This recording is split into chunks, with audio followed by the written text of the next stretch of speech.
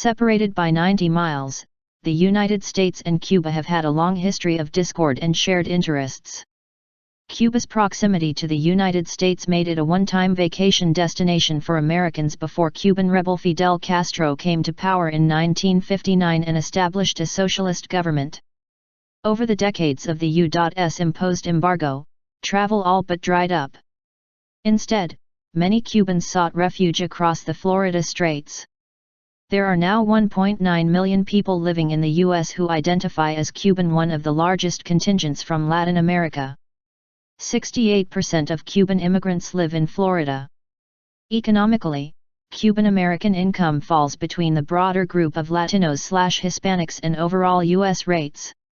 For example, in 2011 the median yearly income for Cuban-Americans was $24,400 above the Hispanic median income of $20,000, but below the entire U.S. median of $29,000. The same goes for home ownership, 56%, and educational attainment, 25% with at least a bachelor's degree. Wet foot, dry foot. After decades of Cuban arrivals by boat and U.S. Coast Guard rescue at sea, the U.S. altered its policy and implemented the wet foot, dry foot rule in 1995. Cubans arriving on U.S. shores must make landfall to qualify for legal permanent residency and, eventually, citizenship. Otherwise, they are repatriated. The number of migrants caught off the Florida shore dropped dramatically from a peak of 38,560 in 1994 to 525 the following year, but has grown again off and on since. The U.S.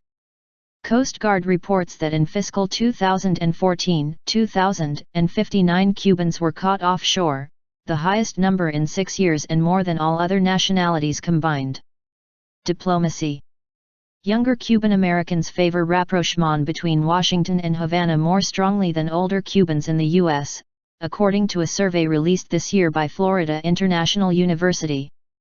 In the Miami area, where much of the Cuban-American population is concentrated, 90% of younger generations back renewed diplomatic relations. Among those over age 70, that share drops to one-third. And overall, 3 out of 4 Cubans polled believe U.S. sanctions on Cuba haven't worked, or at least not very well. Support for the embargo declined over time, the survey shows, with 87% backing it in the early 1990s but only 48% in May of this year. Cubans-Americans in politics. There are 6 sitting Cuban-American members of Congress, 4 Republicans and 2 Democrats. In a resoundingly partisan legislature that generally votes along party lines, Cuban-American politicians, regardless of political affiliation, are united in their opposition to Washington-Havana rapprochement. Sen. Marco Rubio, Republican, Florida. Obama's new Cuba policy is a victory for oppressive governments the world over and will have real, negative consequences for the American people. Sen. Bob Menendez, Democrat, New Jersey. The United States has just thrown the Cuban regime an economic lifeline. This is a reward that a totalitarian regime does not deserve, and this announcement only perpetuates the Castro regime's decades of repression. Sen. Ted Cruz, Republican, Texas. We have seen how previous Obama administration attempts at rapprochement with rogue regimes like Russia and Iran have worked out, with our influence diminished and our enemies emboldened. Now they are revisiting this same disastrous policy with the Castros. Rep. Mario Diaz-Balart, Republican, Florida. These changes to policy will further embolden the Cuban dictatorship to continue brutalizing and oppressing its own people as well as other anti-American dictatorship and terrorist organizations. Rep. Ileana Ros Lehtinen, Republican, Florida.